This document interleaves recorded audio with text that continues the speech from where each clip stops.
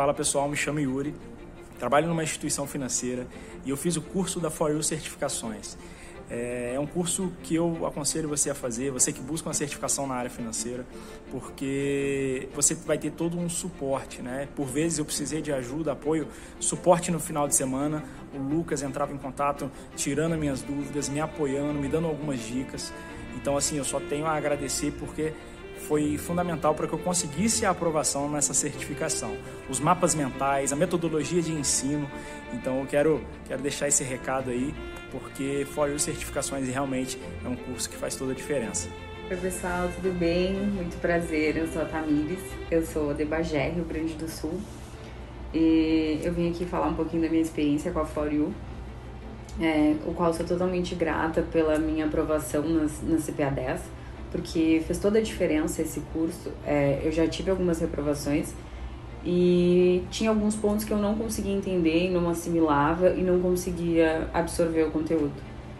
E aí eu conheci o Lucas, vi os mapas mentais dele, vi como é que funcionava o simulado e resolvi comprar o curso uns dias antes da minha prova e consegui assistir todas as aulas, entender toda a matéria e conseguir ser aprovada com êxito na CPA 10. Então eu sou muito grata por Lucas, por esse curso incrível, né, que tem uma forma de aprendizagem muito fácil, de fácil entendimento. Então, muito obrigada por isso.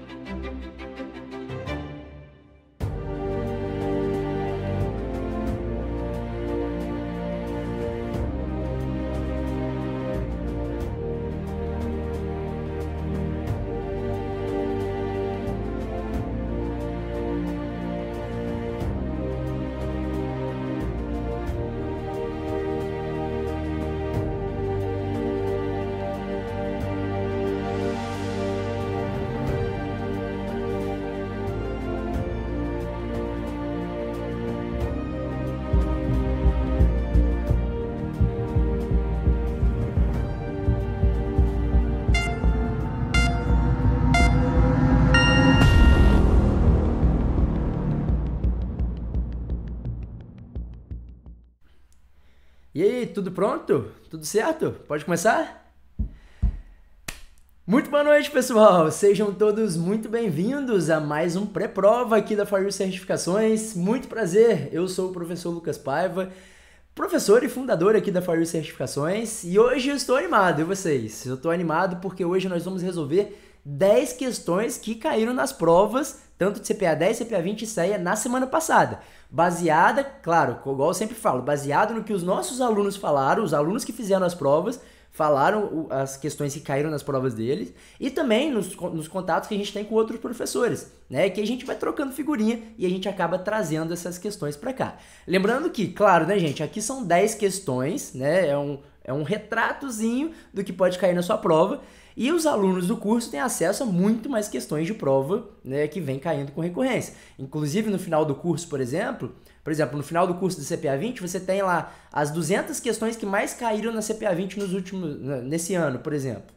Né? E aí tem, além disso, tem acesso aos simulados, tem acesso a mapas mentais, aulas, videoaulas, enfim, toda a estrutura para você conseguir. Não é à toa que a For You Certificações bateu 90% de aprovação, graças a Deus, e a vocês também, né? Nesse ano de 2024. Né? Então é muito importante que vocês não só foquem em questões, mas foquem em buscar entender o conteúdo também. Né? E se quiser se tornar nosso aluno, vai ser muito bem-vindo. Bom, pessoal, eu tenho uma notícia muito boa para dar para vocês, porque hoje, além da gente resolver as questões de prova, é dia de vocês ganharem dinheiro. Exatamente. É dia de vocês poderem ganhar R$100 ao final dessa pré-prova. E eu vou explicar, vai ser uma espécie de enigma que nós vamos fazer. Durante toda a pré-prova, né, eu vou dar para vocês 3 palavras. Essas 3 palavras vão formar uma frase. No início do pré-prova eu vou dar uma e durante o pré-prova até o final eu vou dar outra. Depois de eu dar a última palavra, eu vou falar que tá valendo. Quando eu falar tá valendo, vocês vão correr lá no Instagram, pode ser aqui no nosso Instagram ou no nosso WhatsApp, tá? @foryou.certifica o Instagram e o WhatsApp 24993240435. e vocês vão passar a frase que formou, né, nesses três enigmas, né? E aí, os 10 primeiros vão ganhar R$100 para utilizar em qualquer curso da For You. Então, Lucas, poxa, mas eu já tenho um curso. Não tem problema. Se você já tem CPA 10, você vai fazer CPA 20 depois, né? Mas eu não quero fazer mais CPA 20.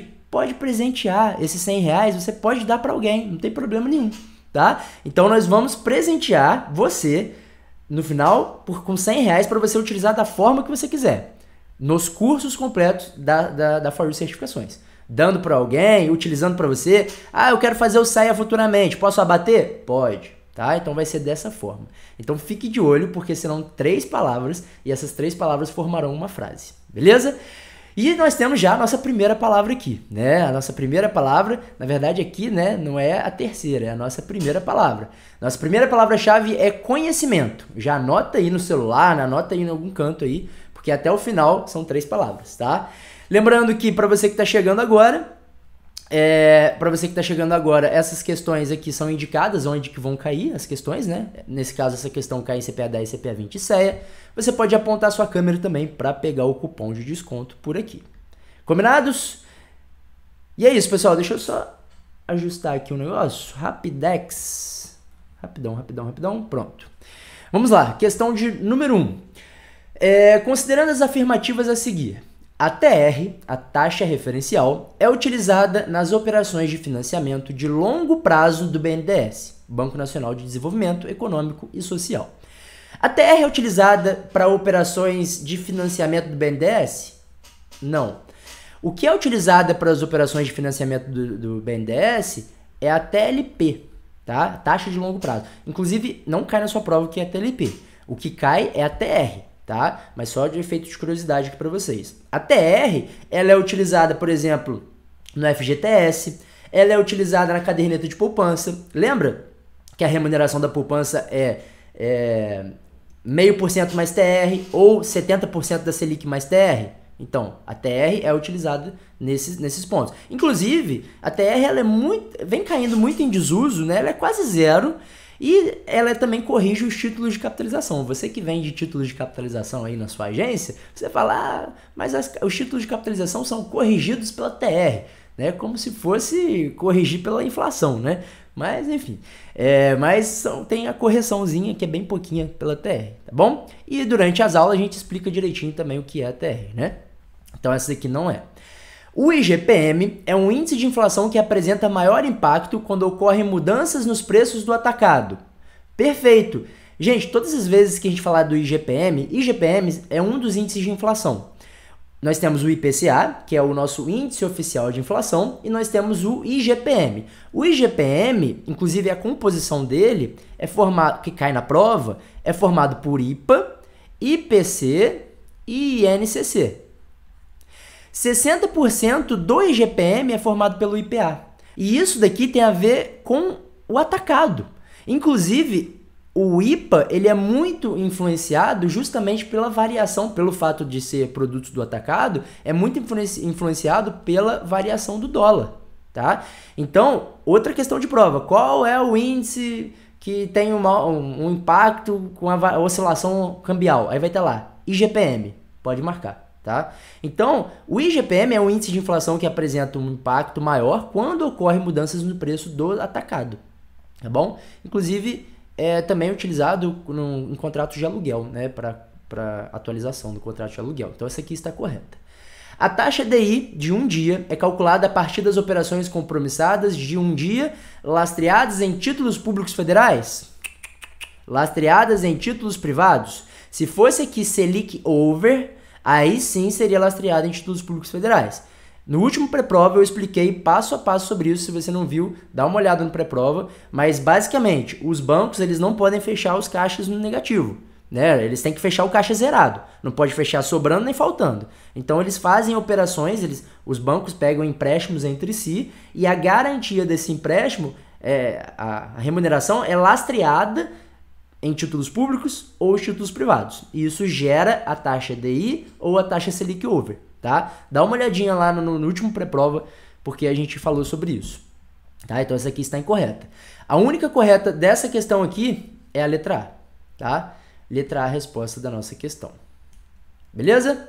E vamos para a próxima, né? Vamos para a nossa questão de número 2. Essa questão aqui, pessoal, eu até falo na questão comentada lá nos simulados, que é uma das que tem um índice de erro muito grande, apesar de ser simples. Talvez por a gente estar falando de caderneta de poupança, as pessoas não levam tão a sério, até porque é muito natural do nosso dia a dia, né?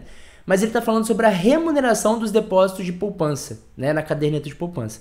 Como que é a remuneração na caderneta de poupança? Dependendo da nossa taxa Selic, ela ou vai pagar 0,5% mais TR, ou ela vai pagar 70% da Selic mais TR, dependendo se for acima ou abaixo de 8,5% a nossa taxa Selic, né? Só que, como que é remunerado, né? Como que funciona a remuneração? Vamos supor que no dia 1º de abril, inclusive meu aniversário, no 1º de abril eu coloquei 10 mil reais e depositei lá na minha caderneta de poupança. Um baita investimento, né? Para não falar o contrário. Então, a cada dia 1º, todo dia 1º, né, de cada mês, vai ser o aniversário da minha poupança. O que seria o aniversário da minha poupança? Toda vez que a minha poupança vai ser remunerada. Então, no dia 1º de maio, eu vou ter uma remuneração. No dia 1º de junho, vou ter outra remuneração. Tá? Então, a poupança ela tem um aniversário, né? Diferente dos outros tipos de investimentos. Então, vai ser remunerada de acordo com a remuneração do período lá. Né? No caso, se é 0,5% ou vai ser 70% da Selic. Beleza. Só que, no dia 15 de abril, o que eu fiz? Eu tive que pegar esse dinheiro, eu peguei uma parte desse dinheiro. Vamos lá, eu peguei 4 mil reais para comprar alguma coisa, sei lá, comprar um celular. E aí sobrou para mim 6 mil reais, né, no dia 15 de abril. No dia 16 de abril, eu fiz outra movimentação. No dia 16 de abril, tá vendo que é tudo em abril. No dia 16 de abril, eu devolvi esse dinheiro, eu desisti de comprar meu celular. Na verdade, eu não vou comprar celular, não. Vou colocar esses 10 mil reais de volta aqui. Então, voltou a ter 10 mil reais. Quando for dia 1º de maio, a minha poupança vai virar, então ela vai ser remunerada. É o aniversário da minha poupança. Então, ela precisa ser remunerada. Ela vai ser remunerada em cima dos 10 mil que eu tenho lá, ou ela vai ser remunerada em cima dos 6 mil? A poupança, a caderneta de poupança, ela é remunerada no menor saldo do período, tá? Não importa, se eu coloquei no dia 16 de abril 200 mil reais, 1 milhão de reais, a minha poupança vai continuar sendo remunerada em cima dos 6 mil reais, tá? Se você mexeu antes do aniversário, o menor saldo do período vai ser o rendimento, tá bom? Então, a remuneração dos depósitos de poupança é calculada sobre o menor saldo de cada período de rendimento. Letra A, a resposta da nossa questão. Cuidado, tá? Porque essa questão aqui confunde. Pode parecer simples, mas a galera confunde bastante. Se ficou com dúvidas, pergunte, tá? Mas é basicamente isso. Depositei dia 1º de abril. Eu não posso eu não posso tirar o saldo até o meu aniversário, senão eu vou ser remunerado diante daquele menor saldo, tá? É isso que vocês precisam saber. Questão de número 3, vamos lá. Essa é importante. Um determinado país apresenta um déficit no saldo em transações correntes, sobre um regime de taxas de câmbio flexíveis. Esse déficit pode ser corrigido por uma. Vamos lá, concentra aqui. Quando a gente está falando de balança de pagamentos, lembra que a gente falou de balança de pagamentos? E a nossa balança de pagamentos, ela é composta por transações correntes mais a conta de capitais. E aqui ele está falando que um país, vamos colocar aqui o Brasil, ele apresenta um déficit no saldo em transações correntes. Então ele está deficitário aqui. O que é deficitário? Está negativo. Dentro das transações correntes, nós temos outras 3 contas. Nós temos a nossa balança comercial, nós temos a nossa balança de rendas e serviços e as transações unilaterais. Isso compõe as nossas transações correntes. Isso daqui a gente vê na aula de balança de pagamentos. Então, basicamente, Por que as transações correntes estão negativas? Significa que a gente importou mais bens e serviços do que a gente exportou. A nossa transação corrente é tudo o que a gente exporta menos o que a gente importa em termos de bens e serviços. Então, para essas transações correntes estarem negativas, para estarem deficitárias, é porque a nossa importação foi maior do que a exportação. Né? A gente importou mais bens e serviços. Se a gente importou mais bens e serviços, a gente tem uma transação corrente deficitária. E aí, como que a gente pode corrigir esse déficit? E aí ele coloca até mesmo com relação à nossa taxa de câmbio. O que acontece aqui? Olha só, se a gente analisar, para a gente corrigir esse déficit, a gente precisaria aumentar as nossas exportações e diminuir as nossas importações, né? Para a gente fazer com que a nossa transação corrente volte a ficar superavitária. E como que a gente incentiva a exportação? Como que a gente fala assim, gringo, compra da gente? Incentivando o gringo a comprar mais barato. Não é isso? Como é que eu incentivo você a comprar alguma coisa minha? Falando assim, tá mais barato, compra de mim. Né? Em relação a preço. Então, o que é importante aqui? Quando o gringo ele compra da gente, ele compra em real. Se o nosso real estiver muito valorizado, fica caro para o gringo comprar da gente. Fica caro para a gente exportar. Né? Para o gringo importar da gente, né? No caso, a gente exportar. Então, o que a gente tem que fazer? Uma das saídas é justamente desvalorizar a nossa moeda. Porque desvalorizando a nossa moeda, isso vai fazer com que o gringo tenha mais poder de compra sobre o nosso real, né? Ele tenha mais poder de compra com a moeda dele e consiga comprar mais do Brasil. Dessa forma, a gente vai acabar exportando mais. E como a gente está desvalorizando a nossa moeda, em outras palavras, eu estou falando o seguinte, o dólar que estava R$4, agora está R$6. Então o iPhone que eu ia comprar lá de fora está mais caro. Né? O produto que eu ia comprar, o maquinário que eu ia importar lá de fora, está mais caro. Então eu vou desincentivar a importação e incentivar a exportação, o que vai tornar essas transações correntes positivas. Então, desvalorizando a nossa moeda nacional é uma saída. Né? Claro que não é a melhor das hipóteses. Gente, a economia é uma engrenagem, tá? A gente vai tirando de uma ponta, colocando em outra, tirando de uma ponta, colocando em outra, para atingir o equilíbrio. Né? Às vezes a gente precisa fazer alguns sacrifícios. A gente não, né? Quem dera eu ter que fazer alguma coisa. Tá? Então, desvalorizar a moeda é uma das opções, letra A, a resposta da nossa questão. Essas questõezinhas são bem lógicas, né? A gente precisa interpretar. Outra questão que vem caindo com frequência e que caiu na prova de um aluno é justamente sobre a marcação a mercado. Com a marcação a mercado de títulos de renda fixa pré-fixados, caso o juros de mercado suba, o que vai acontecer com o título? O preço cai, a liquidez aumenta. Vamos lá. O que seria a marcação a mercado nos títulos de renda fixa? Vamos supor o seguinte. Vamos supor que eu tenha uma LTN, tá? Um título pré-fixado, que é um título público federal pré-fixado. Vamos supor que essa LTN esteja me pagando 10% ao ano. Tá? 10% ao ano.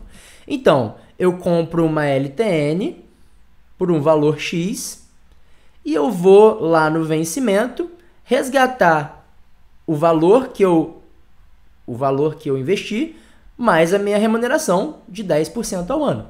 Não é isso?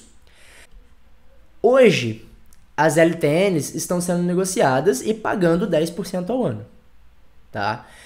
Se a minha taxa de juros subir, né, se a minha taxa Selic subir, isso acaba puxando também, incentivando as LTNs também a pagarem mais. Não é isso? A nossa taxa de juros subindo, as LTNs vão ter os seus preços corrigidos, vão ter os seus rendimentos corrigidos também. Então, se a minha taxa Selic, que antes, vamos colocar que ela estava 10%, se a minha taxa Selic ela sobe para 15%, se eu entrar lá no site do Tesouro Direto, eu vou achar a LTN pagando 15% ao ano. Aí o que vai acontecer com essa LTN que está pagando só 10% ao ano? Se eu quiser pegar essa LTN e vender, eu vou chegar e falar assim, gente, estou vendendo uma LTN aqui, um investimento, que paga 10% ao ano. Vocês querem comprar pelo valor X que eu paguei? Aí o pessoal vai falar assim, é claro que eu não quero. Se eu for ali no mercado, eu compro pelo mesmo valor um título que me dá 15% ao ano, para que eu vou pagar 10% ao ano na sua? Para que eu vou pagar num título que paga 10% ao ano, se eu posso ganhar 15%? Então o que acontece com esse título? Ele se desvaloriza. Se eu quiser vender esse título antes do vencimento, eu vou vender ele por um preço muito abaixo do que eu comprei, porque esse título acabou se desvalorizando. Então, o preço unitário do título, que é o preço que eu paguei por esse título, vai cair. Então, com a marcação a mercado, caso os juros aumentem, caso os juros de mercado aumentem, ou seja, caso eu passe a ter LTNs sendo negociados a 15% ao ano, o preço da minha LTN, nesse caso que eu utilizei como exemplo, o preço desse meu título vai cair. Letra C, resposta da questão. Então, só para resumir, quando eu aumento a minha taxa de juros,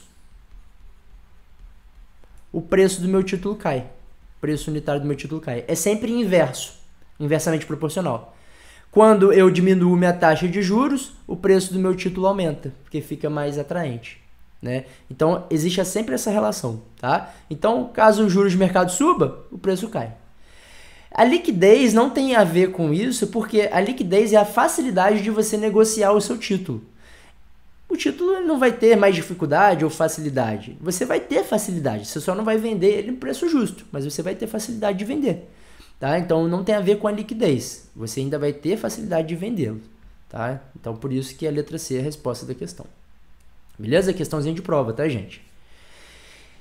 Opções. Bebe uma água aí, gente. Bebe uma água, bebe uma água. O pessoal da CPA 10 vai beber outra água, vai beber um café, vai no banheiro, porque aqui é só CPA 20 e ceia. E é isso. Bebam água, tá, gente? Pode parecer um bicho de 7 cabeças? Pode, mas não é não. Porque aqui a gente facilita as coisas para vocês. Vamos lá. Nos pontos de preços em vermelho, o que indicam o preço do ativo na data de exercício, um titular de uma opção iria exercer em qual das situações abaixo? Nós sabemos que nós temos no mercado de opções o titular e o lançador. O titular, ele paga um prêmio para ter um direito, seja um direito de compra ou um direito de venda. Direito de compra a gente chama de call, direito de venda a gente chama de put, não é isso? Se você fosse um titular, quando que você ia exercer a sua opção? Quando você tivesse lucro, não é isso? Então, quando que o titular vai exercer a opção dele aqui? Quando ele tiver lucro. E quando que ele tem lucro? Gráfico, olha só, vamos olhar para o gráfico. Aqui é o retorno, né? Retorno. E aqui é o preço do ativo. Vamos colocar aqui o preço da ação, tá? O preço da ação. Preço da ação. Quando que eu tenho lucro? Olhando para um gráfico, interpretaçãozinha de gráfico. Quando eu estou acima do zero. A bolinha vermelha está acima do zero. Isso aqui é uma dica, tá, gente? Isso aqui eu olhei para o gráfico e falei, gente, é muito mais simples do que ficar criando planos mirabolantes, sabendo que é titular de uma call, titular de uma put. É só olhar a bolinha vermelha. Olhou a bolinha vermelha na sua prova, no caso deve ser preta lá, mas olhou a bolinha, tá acima do zero, é lucro. Então faz sentido eu exercer minha opção, porque eu vou sair no lucro. Então, opa, vou exercer. Essa bolinha aqui tá abaixo do zero. Não é? Abaixo do zero aqui. Vou exercer minha opção? Não vou. Vou exercer para sair no prejuízo? Não faz sentido. né? Então, não vou exercer minha opção. Eu só vou exercer a número 1. Olhando para esse gráfico, nós temos, né? Nós temos aqui que é um titular de uma call. Se a gente fizer, levei cerveja para tomar na praia, aquele macete, né? A gente acha, né? Aqui é o titular de uma call e aqui é o titular de uma put, né? Então, o titular de uma put, veja que o titular, ele sempre sai no negativo. Deixa eu apagar aqui, ó. Titular de uma call, ó, titular de uma call. Ele sempre sai no negativo, porque o que ele faz primeiro? Ele compra um direito. Se ele compra um direito, eu desembolsei um dinheiro. E aí, conforme a ação, aqui é o preço da ação, ó, tá vendo? Conforme o preço da ação vai subindo, o lucro dele vai aumentando. Então, por isso que a gente fala que o titular de uma call ele aposta na alta. E a mesma coisa aqui, ó, o titular de uma put. O titular de uma put aposta na queda do ativo. Isso aqui é o preço do ativo. Conforme o preço do ativo vai diminuindo, o lucro dele vai aumentando, né? Porque ele aposta na queda. Então é isso, né? Se a gente for interpretar esse gráfico. Mas é isso, gente. Não precisa ficar desesperado, não, tá? É só fazer uma análise fria e calculista. É isso. Eu sei que confunde na hora da prova, tem nervosismo envolvido, né? Mas se concentra, beleza? Assim como essa questão. Essa questão aqui parece ser cabeluda, mas é tranquila. No mês de agosto de 2011, e muitos de vocês olham para essa questão e já decoram, né? Mas é importante vocês entenderem. Eu vou explicar para vocês, tá? Para quem quer realmente entender. Porque decorar, você não sabe se essa questão vai estar na sua prova, se a Anbima vai mudar os enunciados, né? Se ela vai colocar uma pegadinha. Então é importante você entender. No mês de agosto de 2011, uma empresa fez uma oferta pública para aquisição de ações ordinárias de uma empresa. Ou seja, é o processo de OPA, né? Oferta Pública de Aquisição. E que possuía ações ordinárias e preferenciais negociadas na Bolsa de Valores. As ações ordinárias se valorizaram e as ações preferenciais se desvalorizaram após o anúncio da oferta pública, conforme o gráfico abaixo. A valorização das ações ordinárias e a desvalorização das ações preferenciais dessa empresa, logo após o anúncio da oferta pública, podem ser atribuídas à ausência de algum mecanismo. E que mecanismo é esse? Um mecanismo de governança corporativa. E lembra que a gente fala lá naquele quadro, que a gente fala nível 1, nível 2, novo mercado, que dependendo do nível de governança, você tem alguns direitos a mais ou menos. Então, devido à ausência de algum mecanismo aqui, essas ações preferenciais se desvalorizaram e as ações ordinárias se valorizaram. Então, basicamente, o que aconteceu aqui? Aconteceu o seguinte, uma empresa, vou colocar aqui uma empresa como se fosse uma pessoa, tá? Uma empresa, ela tinha as ações negociadas no mercado por R$50. R$50. Só que ela decidiu... Só que o que aconteceu? Chegou uma outra empresa aqui e falou assim, olha só, eu pago, e essas ações de R$50, elas tinham ações ordinárias e preferenciais, essa empresa, tá? Tinha as ações ordinárias e preferenciais sendo negociadas. Então, vou colocar aqui PJ. Só que chegou uma outra empresa e falou assim, uma empresa X, e falou assim, olha só, empresa Y, eu quero comprar as suas ações. E eu pago R$100 em cada ação.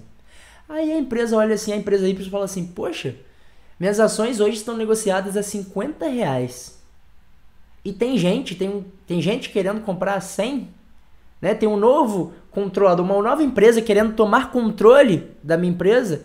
E eu já estou de saco cheio dessa empresa, já quero sair, acho que eu vou vender. Vou decidir vender essas ações a 100. Então, existe uma troca de controladoria aqui nesse caso. Porque a empresa X vai passar a ter o controle dessa empresa, e essa empresa aqui vai fazer uma oferta pública de aquisição, para vender essas ações, para troca de controle da empresa. Só que existe o seguinte, esse daqui são os acionistas controladores. Aqui são os acionistas controladores. Existem os acionistas minoritários, os meros mortais aqui que colocaram seus R$200, R$300 nessa ação. E eles são sócios também, né?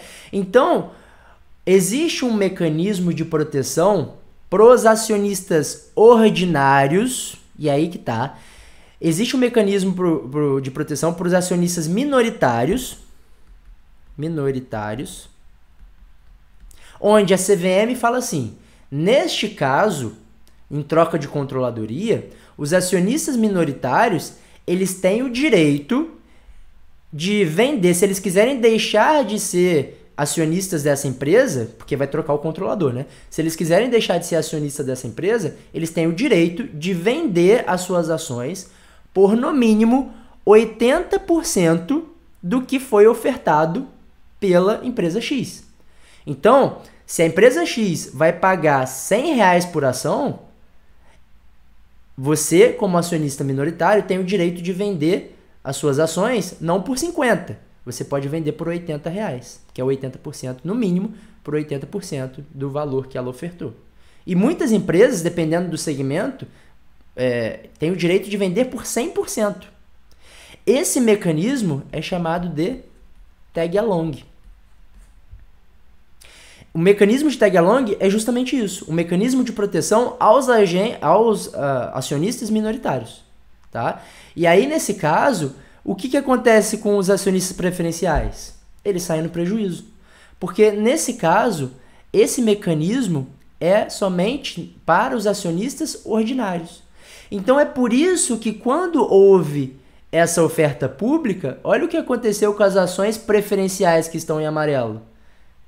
Elas despencaram, né? Porque muitos venderam preferenciais e passaram a se tornar ordinários, ou então muitas pessoas acabaram deixando de ser acionistas dessa empresa.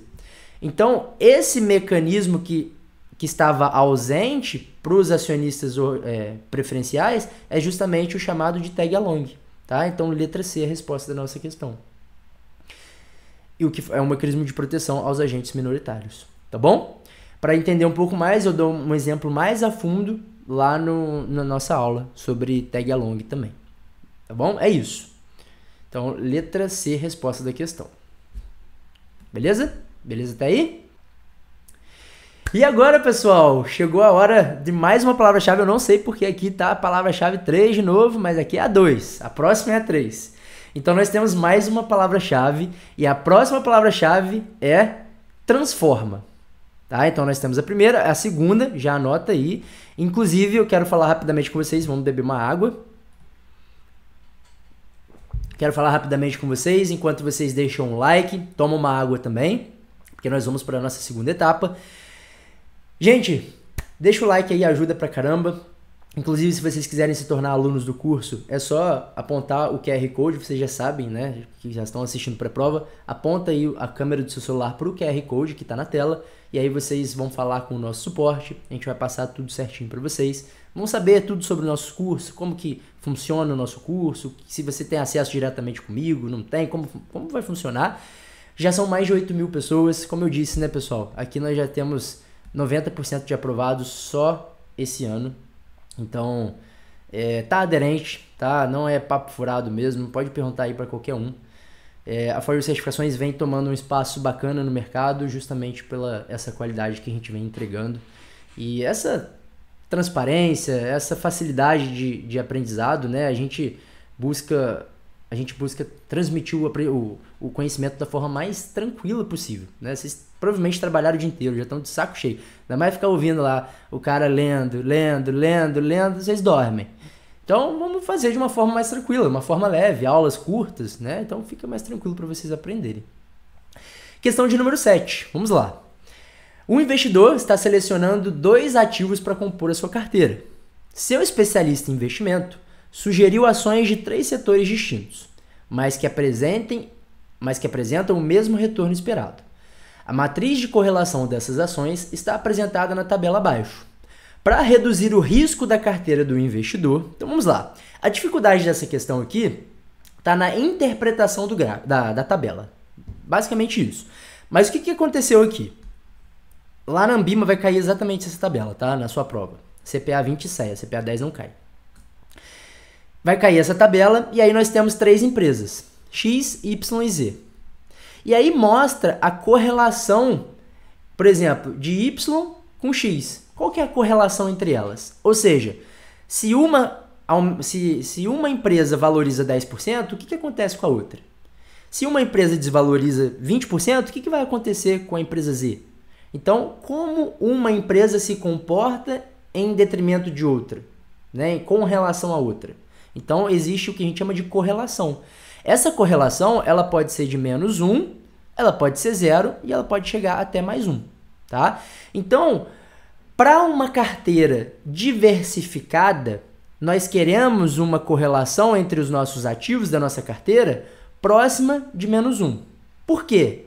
Porque uma correlação -1, nós temos ativos andando, a gente consegue diversificar mais e nós temos ativos andando em direções opostas. Ou seja, se eu tenho uma empresa X valorizando 5%, eu vou ter uma empresa Y desvalorizando, sei lá, 4%.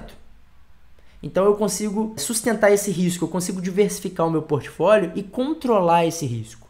Né? Eu não vou sair no zero, mas eu não vou perder muito, mas eu também não vou ganhar muito. Eu vou controlar o meu ganho. O que acontece se eu tenho uma... O que acontece se meus ativos da minha carteira têm correlação +1? Eles andam de mão dadas. Se eu tenho um ativo que caiu 20%, os outros ativos também vão cair 20%. Então, eles acabam prejudicando muito a minha carteira. Acaba sendo muito arriscada. E não faz sentido eu ter vários ativos que andam juntos. Eu quero diversificar. Né? Então, para isso que serve a diversificação e por isso que é importante a correlação ser próxima de -1. Uma correlação negativa é interessante. Tá?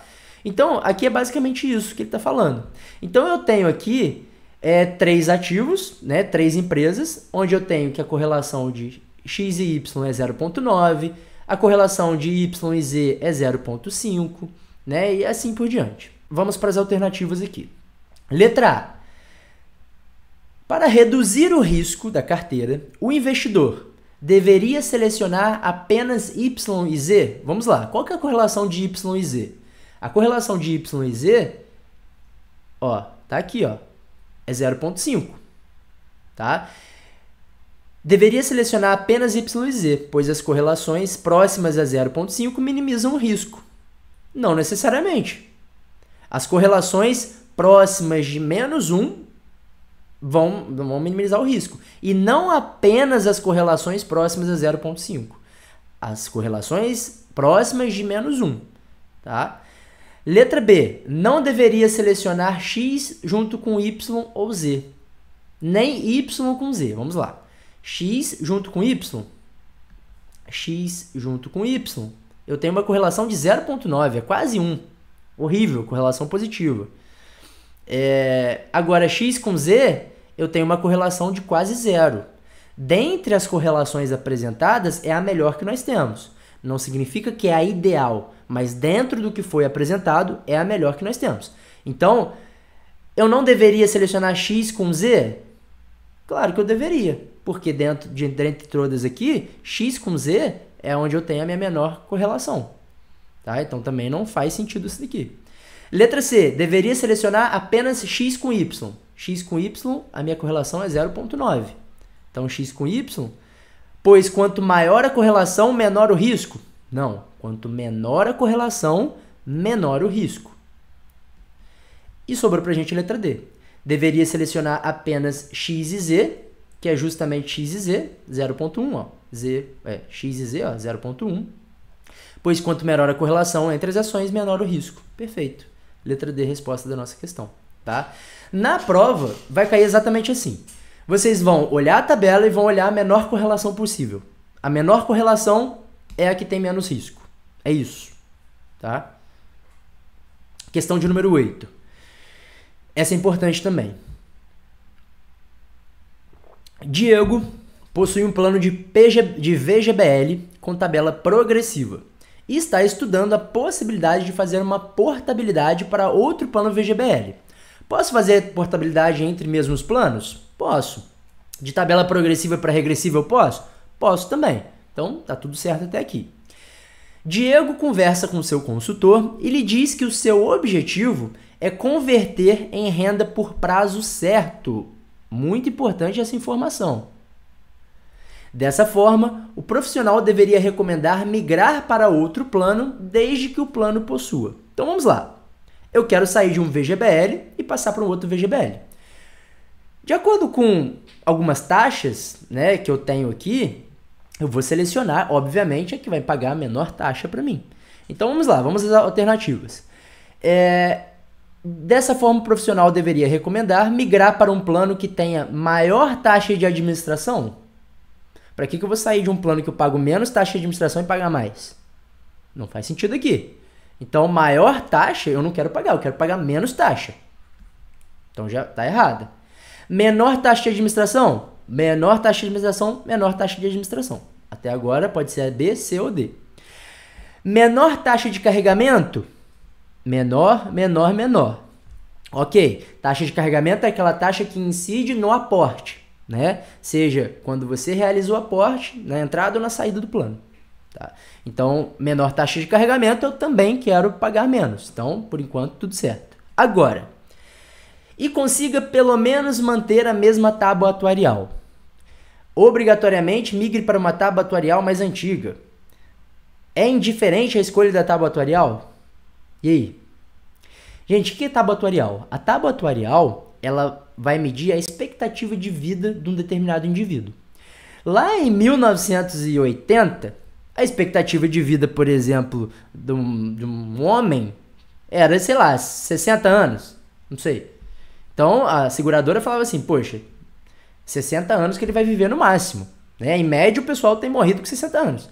Agora, em 2024... Deixa eu mudar a cor aqui. Ó. Agora, em 2024... Quanto que é a expectativa de vida? Sei lá, uns 85? Não sei, deve ser, uns 85. Então, a seguradora, ao olhar para essa tábua atuarial, atualizada para 2024, ela vai falar assim, poxa, eu vou ter que pagar renda, se ele converter em renda vitalícia, né, por muito mais tempo para ele. Então, geralmente, as tábuas mais antigas são melhores, porque a renda é maior. E as tábuas mais novas, mais atualizadas, são piores, porque elas pagam a menor renda. Só que aqui a gente está falando de renda vitalícia. Se eu converter em renda vitalícia. O que a gente acaba decorando, né? A gente decora assim, quanto mais antiga a tábua atuarial, melhor. Então, peraí, ó. Menor, ó. Consiga... Não, aqui, ó. Obrigatoriamente migre para uma tábua atuarial mais antiga. Muita gente vai nessa alternativa. Muita gente. E erra.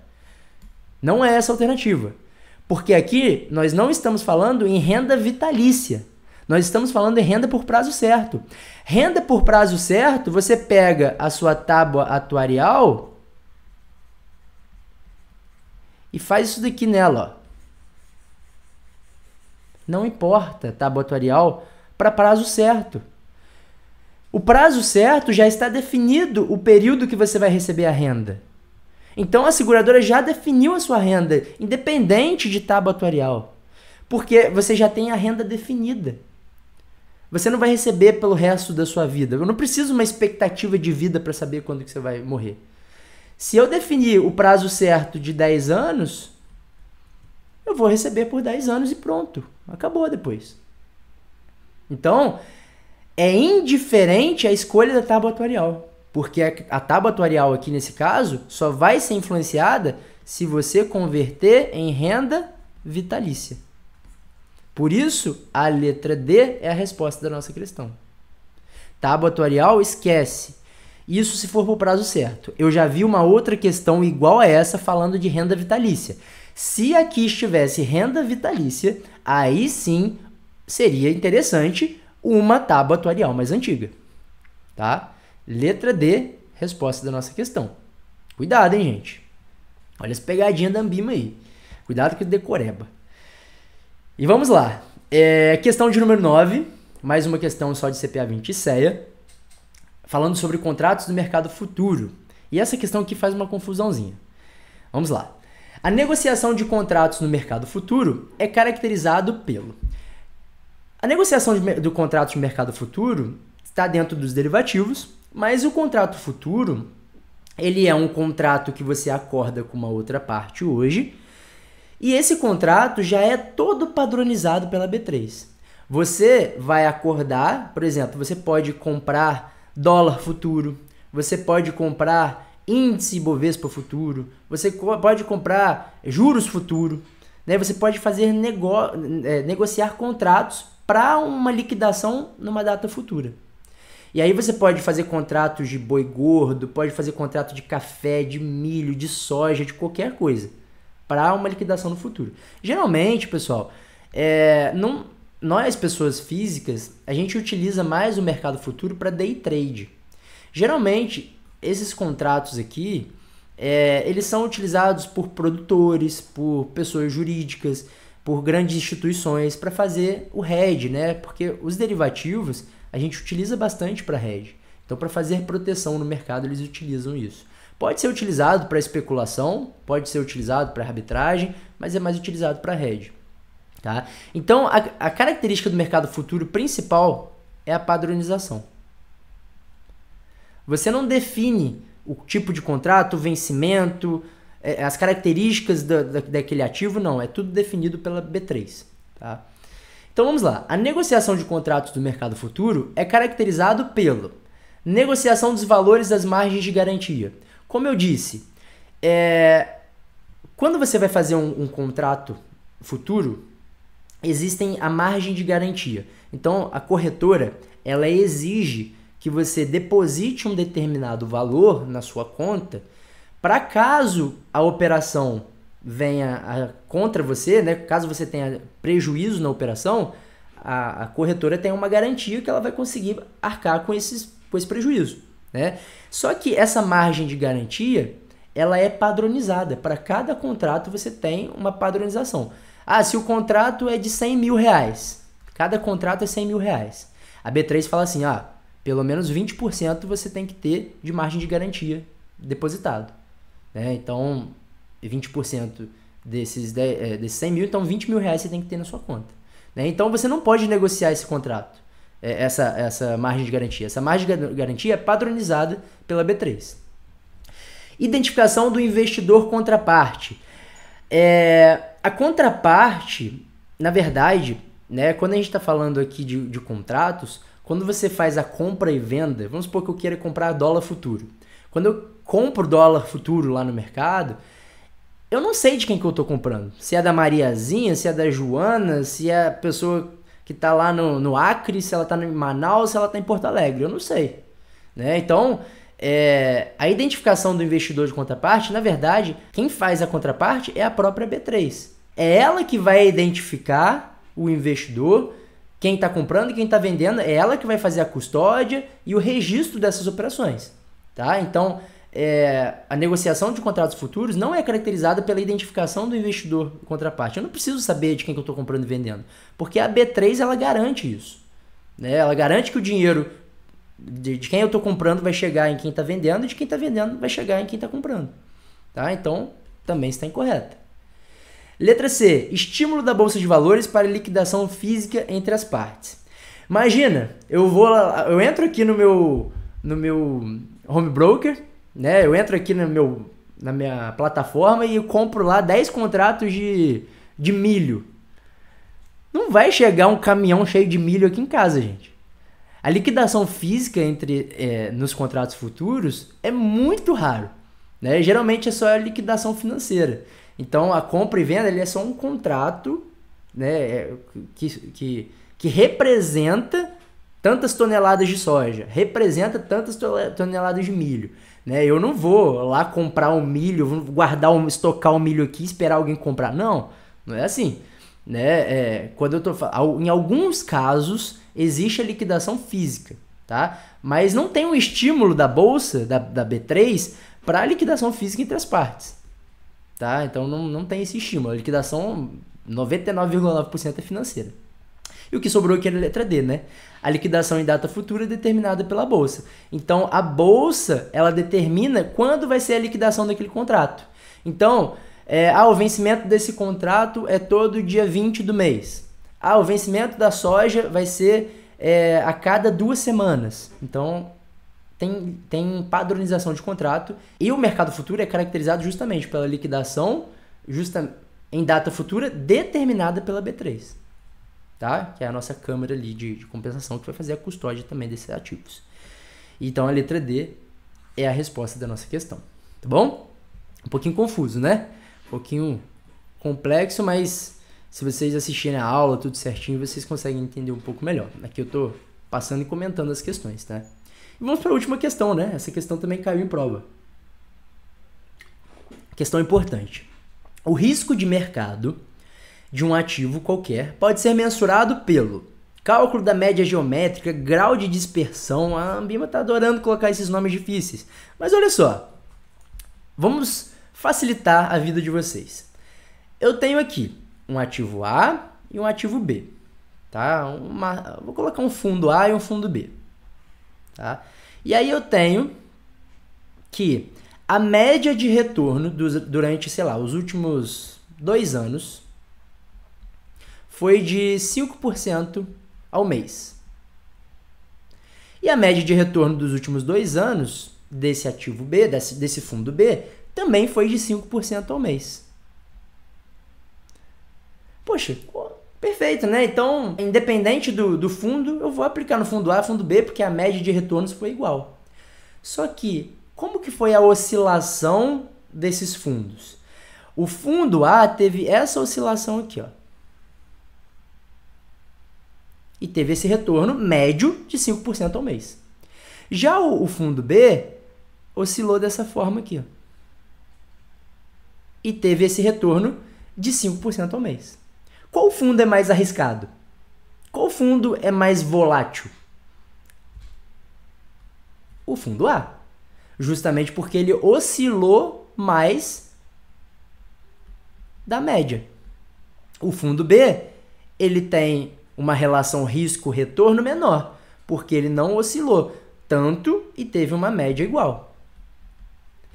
Então, o que é o risco de um ativo? O risco de mercado. Quando eu falo risco de mercado, é justamente a oscilação daquele ativo durante um período de tempo, né?